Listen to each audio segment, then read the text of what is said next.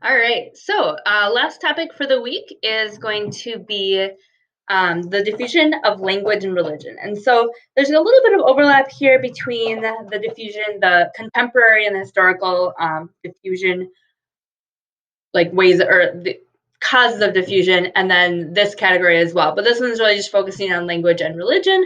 And so, talking about the concept of diffusion from the hearth, the distribution that can be represented in various ways, and then kind of a little bit more of a focus on religion. Okay, so the first kind of key points here is that language families, dialects, world religions, ethnic cultures, as well as gender roles all diffuse from cultural hearths. So this is a pretty broad statement, I guess, but just understanding that cultural traits, including language and religions, all have an origin. We call those origins the cultural hearth. The diffusion as well as the hearth of those cultural traits can be represented in a lot of different ways. And I'm guessing because the FRQs are going to have your stimuli this time, you will be asked to um, view some of these, these representations, obviously maps, but also charts are ways in which we can take a look at the diffusion of different cultural traits, or even, obviously like political and agricultural traits as well. And then the other way in which these diffusions can be represented is through toponyms. We need to remember that toponyms are essentially just place names, but place names have a really show us are a really big piece of the cultural landscape, and they show us the influence and they show us the diffusion of different cultural traits. So, for example, this map over here, which is the west coast of the United States, but probably could be zoomed in on lots of different places in the United States as well as all over the world, is just showing you every single city or town named after a religious either saint or just has some sort of religious meaning. And so, as you see, most of these um, on the west coast here have the Spanish Catholic influence, and so Christian influence. They also have a lot of the Spanish names, and so those toponyms show that the southwest part of the United States was colonized by the Spanish, which brought their religion as well as their language with them. All right, so just remember our hierarchy in terms of languages. The language, when we think about a language, we're kind of on this level here with Spanish, English, Russian, and then really there's kind of this hierarchy where we think about categorizing languages. On the very top level is the language family. So the language families are the broadest category of languages that at least that we talk about. The most widespread and most spoken language family in the world is the Indo-European. You do need to know that. Um, and other large language families are the Niger-Congo language family, which we'll find in sub-Saharan Africa, and the Sino-Tibetan, which includes Chinese, which is obviously a very widespread spoken language. And then within there, we would think about subfamilies, so different languages that kind of all stem from potentially a um, former language, or they all have a lot of similarities. And so, if we go down with our Indo European, we would have some examples of subfamilies as the Romance languages, the Germanic, the Slavic. And then within that, we would find the individual languages. So, within the Romance languages, we would find Spanish, Italian, Portuguese, other languages, and a lot of those languages derive from Latin. Then we have the Germanic language family, which we would obviously find German, but we'd also find English, which is the most spoken language in the world, at least in terms of the number of people who actually speak it. And then the Slavic languages would include things like Russian. And then within that, even further, we have dialects. And so dialects are just differences in the way that people speak, the syntax, how fast or how slow they speak, their accents, but also the words and the terms that they use. So we have down here, which if I could get rid of this bar, would show you a little bit better, but African American English, Eastern New England English, and Southern English are all different dialects of English. And those all, once again, have a hearth, and they all have diffused from that particular hearth. All right, so actually this slide is not meant to be here. We're going to go here now. So we have this map, and I want to make sure that you kind of have an understanding of the distribution of language families, as well as a little bit of the languages. But you can see in the yellow, we have the Indo-European language family. And so that's going to include obviously English and Spanish. And so you can see and a lot of the languages spoken in Europe. So you can see just how widespread the Indo-European language family is. And they believe like the hearth of Indo-European was somewhere around here, and then it spread into Europe. And then it also spread into the Indian subcontinent and into the Middle East. And so many languages in India are part of the Indo-European language as well, and then spread into Russia. But you can also see how widespread it is throughout the world. And obviously, that's going to be colonialism, which a lot of our diffusion historically has been due to the colonial period. And so, obviously, English and French that is spoken and Spanish that's spoken was all brought to North and South America, Australia, South Africa here. All of those were brought there through colonialism. A couple other large scale language families. This is going to be your Niger-Congo language family that you can see is encompassing a very large portion of sub-Saharan Africa. And then you're going to see the Sino-Tibetan, which would include Chinese in that language family.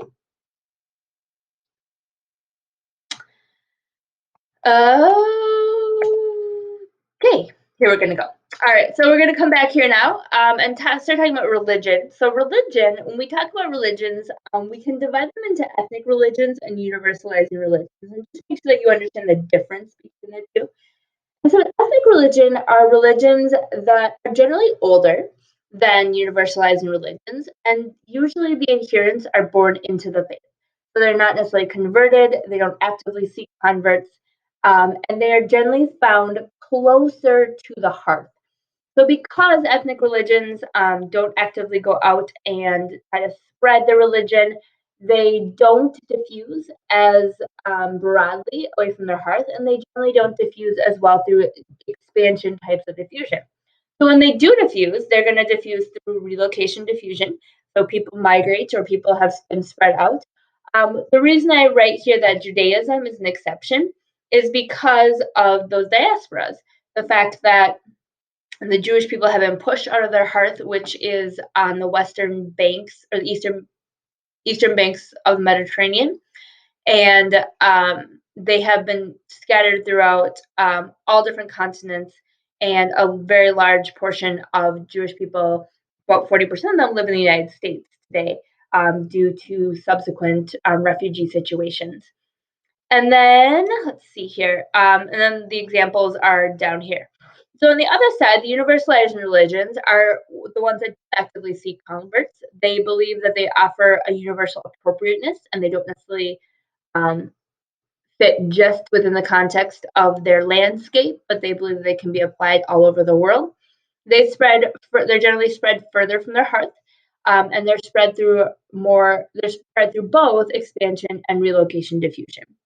And so this is just a general statement, remember? So ethnic religions historically sometimes have been spread through expansion diffusion and hierarchical diffusion. A leader converts to Hinduism or becomes Hindu, and they are going to spread it to a region. Or there is trade and religions do spread.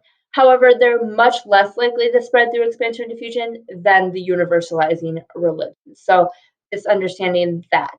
And then relocation diffusion. And so the examples are, or not the examples, the universalizing religions are Christianity, Islam, Buddhism, Sikhism. And so a lot of those have been spread, once again, like Christianity in particular, spread through colonialism.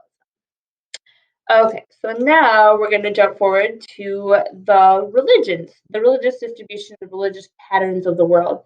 And so once again, just like with language, you should understand the patterns of religion in the world. Everything that is in, I don't have my key here because the key would make this too small, but everything in pink is going to be Christian. And so the different shades of pink, the lightest pink color is going to be the Roman Catholic. And you can see that in Southern Europe and Western Europe, as well as in Latin America. And so once again, because, for example, the Spanish are predominantly Roman Catholic when they spread, and Portuguese as well, as they colonized Latin America, they spread their religion with them.